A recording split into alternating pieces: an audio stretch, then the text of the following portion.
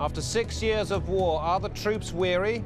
US soldiers are deserting their posts and the army's having trouble filling the jobs they leave behind. What's behind the high rates? And can the Pentagon do anything to combat them? This is Inside Story.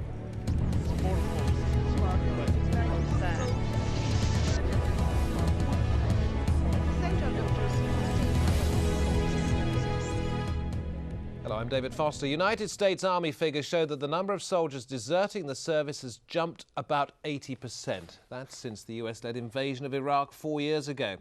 There are 5 divisions of the US military. The Army's the biggest one, and its desertion rates are higher than they've been in decades. In the past year alone, they've gone up by more than 40%. The number of those abandoning their posts is still, however, lower than it was during the Vietnam War. But during that conflict, many troops were drafted into service.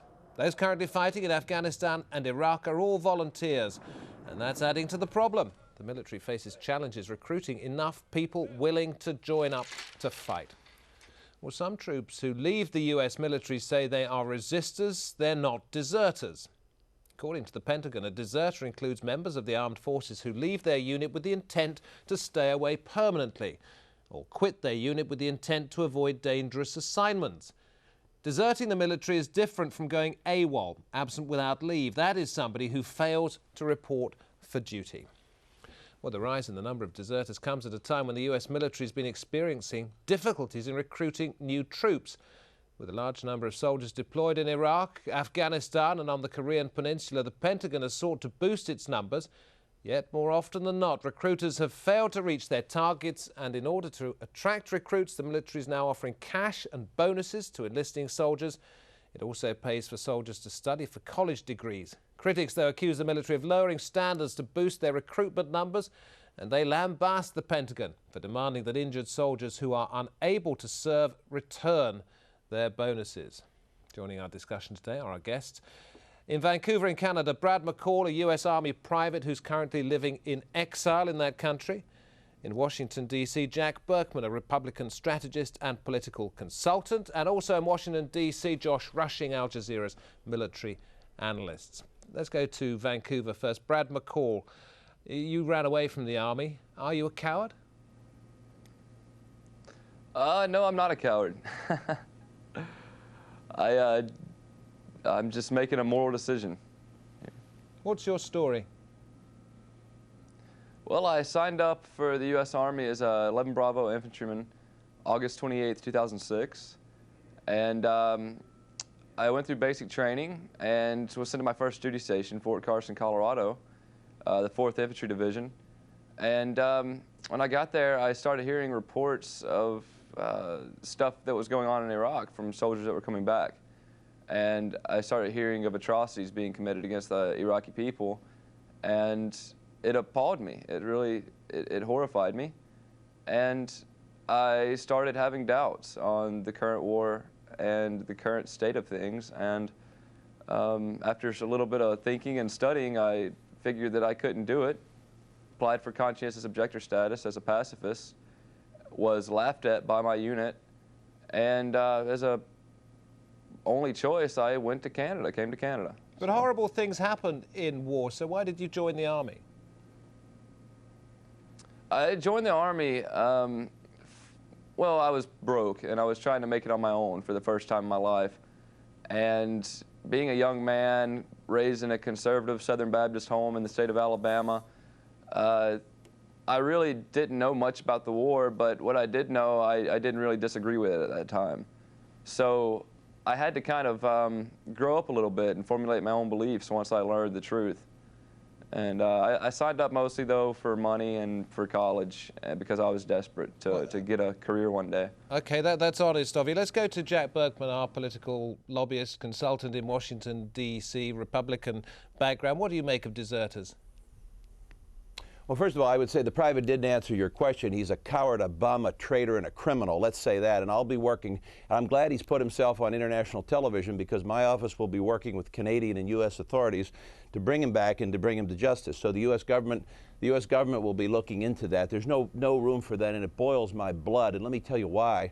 I do a lot of charity work. My office does charity work I go to places like Bethesda Naval Hospital, to Walter Reed. I see the soldiers that get their legs blown off, get their limbs blown off. I can tell you from my own personal experience, 90+% of these guys, you see them with 2 legs blown off, 2 arms blown off, they want to go back to fight. They want to go back to fight. And to listen to this bum in Canada with this sob story about trying to become a conscientious objector, being refused and then running away. My goodness gracious, this man isn't worth the breath God breathed into him. But I'll tell you this, morale is high. And David, the statistics you put out initially in the program were misleading. You say, well, you know, desertion is up 80%, it's up 40%. Well, yes, because it starts at 0. When you don't have a war, you have no desertion. Anytime you go into any war, but I'm afraid that isn't true. Before the conflict, sorry, I'm going to have to stop you there. Before this conflict, there was still desertion. It's not a fact that you only get desertion with war. Well, no, but you're right. But my point is, statistics go up. They'll double and triple when you get into any kind of a war. And you did correctly point out it's much lower than Vietnam. But anytime you go into war, desertion numbers go up. The U.S. Army has very low desertion numbers. I wouldn't be misled by that. I can assure you, morale is very, very high. The only place morale is low is in places like Washington, D.C. and New York with the U.S. intelligentsia, the European intelligentsia that just hates the war. But if you go to the Pentagon, morale has never been higher. Well, most okay, of our let me troops just are ask not you, like this guy running away. Let me ask you this question. If morale is so high, how come people aren't queuing up to join the military without the incentives that are being offered? Lower test results, bonuses to go to college, extra money. Why do they have to offer those incentives? Well, people, you have to understand that the people, among troops in the service, morale is high. Now, you're certainly correct in saying that it's getting harder and harder to attract people because you see this terrible news coverage of the war and people see limbs being blown off and arms being blown off. So you have people, yes, it is getting harder to attract people. But in terms of folks there, morale is certainly high. Okay, Josh Rushing, give us an idea from your military background and the people you've spoken to what we're seeing happen at the moment. Well, I actually think that it's a result of the increased benefits and recruiting that you referred to, Dave. It's very difficult to recruit as many people as the Army needs right now. The U.S. has never fought a sustained war without the support of a draft. This is the first time they've ever had to do it. So what they've done in order to recruit as many people as they need, they've lowered their standards. You no longer need the high school diploma. More people get in who have criminal past. More people get in who have lower test scores that just 3 years ago the Army would not have allowed in. They now allow them in. They've also increased their incentives. They will give you more money, more bonuses to come in. In doing that, you end up recruiting less stable, less reliable people, and more reluctant people, people who wouldn't have joined in the first place, right. but they become convinced because of the money. Hang on, Mr. Burkman, let Josh finish, please. So these are exactly the kind of people that when the going gets tough are the first to bail out, the first to leave. So I think you've seen an increase in the latter years of this war in desertions because they've recruited the wrong kind of people to begin with. But what can the Army do? It's recruiting from an economy, in a country where the economy has very low unemployment rates. So it's very easy to get a job in this economy. That becomes competition for the Army. So the Army's in a very difficult position here. Okay, well, Jack, but all of reply. that is true. All of that is true, but my answer is, so what? Isn't it great that the U.S. can pull this off without a draft? Yeah, if you do it this way, you get lesser people in the Army and that you have more unstable people and more crazy people and all of that. Of course, those are obvious points. but the that's alternative not a very good draft. thing, is it?